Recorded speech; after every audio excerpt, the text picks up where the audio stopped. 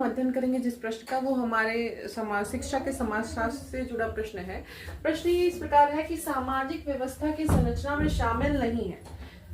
सामाजिक व्यवस्था की संरचना में शामिल नहीं है। जो हम पहले से जो मॉडल बनाते हैं, जो हम अपनी योजना बनाते हैं, जो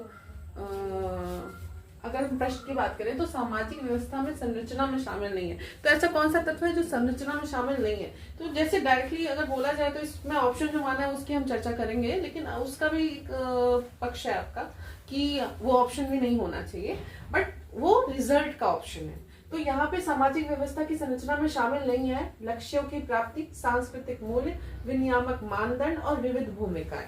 तो यहाँ सीधे सीधे अगर हम बात करें तो विविध भूमिकाएं सबकी अलग अलग हैं। कुछ आपकी औपचारिक भूमिकाएं, कुछ अनौपचारिक भूमिकाएं, जो परिवार, समाज, गांव, आपका जिस प्रकार सामाजिक संरचना होती है उसकी विविध भूमिकाएं निश्चित होती हैं।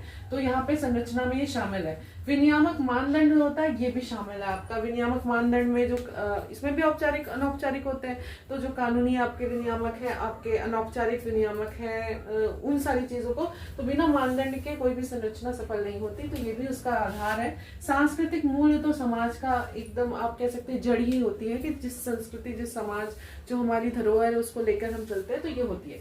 यहाँ पे लक्ष्यों की प्राप्ति स्पेशली संरचना में नहीं शामिल होता, लेकिन हाँ इन सब का जो उद्देश्य होता है मानवता की स्थापना या सामाजिक जो एक उत्तम समाज की स्थापना, तो वो लक्ष्यों की प्राप्ति है। बट संरचना की बात करें तो ये ऑप्शन आपका थोड़ा सा डिफर है और आयोग ने इस ऑप्शन को सही माना है। तो यहाँ पे ये शामिल नहीं माना है, बाकी ये तीनों डायरेक्टली माना है। लेकिन हाँ रिजल्ट में आप जब तक जो भी उद्देश्य बनाते हैं बिना लक्ष्य पूर्ति के तो होता नहीं।